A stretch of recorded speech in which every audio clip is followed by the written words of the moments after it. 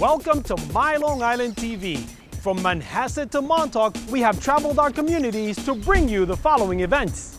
I'm your host, Waldo Cabrera. My Long Island TV starts now.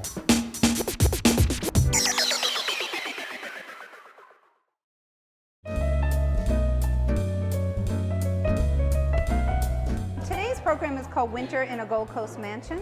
We're inviting families from all around to come and look at the museum as it was back in the early 1900s. The Frick family lived here with their 4 children until 1965.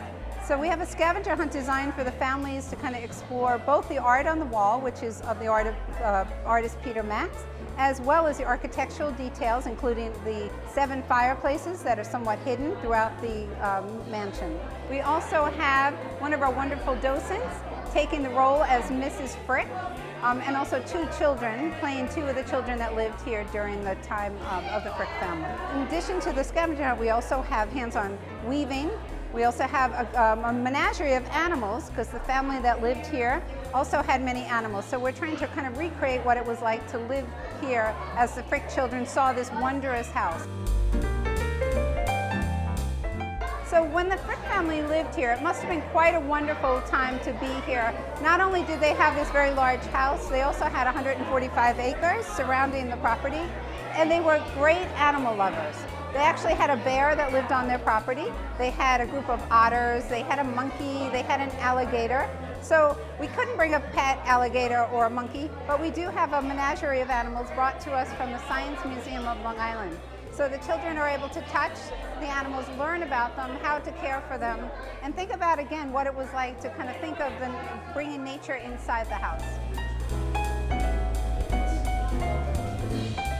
My father-in-law, Henry Clay Frick, he purchased this home for us, and we've lived here ever since. We have wonderful neighbors, the Vanderbilts and the Mackeys and the Roosevelts, and we've invited children to play all the games that my children played when they were children. And since my husband was a paleontologist and he worked at the Museum of Natural History, we brought in some wonderful animals for the children to play with. Actually, when I lived here, we had an otter who used to play in the vanity. We had a powder room downstairs, and we had a raven by the name of Pico. And most of the animals stayed inside, although we did have a bear, and he wouldn't stay on the property. And there were all these horrible stories about us chasing the bear across Northern Boulevard. Please feel free to take a look around. I have photographs of camels, which are really one of my favorite creatures. You can take a look at those. Well, I'm Charles Clay Frick, and I have spent many years living here, and I am a naturalist. I like to think of myself as a scientist, and really this is a lovely place for me to be. This is my laboratory, and I've spent countless hours and days traveling around the world as far as Africa and hunting expeditions and many trips throughout the western part of the United States, and I like to bring my fossils and specimens back to this laboratory and study them and learn as much as I can about nature. Today I brought back specimens. I have a hide from my trip to Africa, the springbok, which is similar to an antelope or a gazelle, very, very fast creatures which we've brought back with our hunting expeditions. We have wings from an owl and claws from an owl, which I've been able to show my friends. We have fossils, we have feathers, we have imprints from scorpions, and then there are some live animals today which my friends have been able to see. Oh, what's that? Pretzel.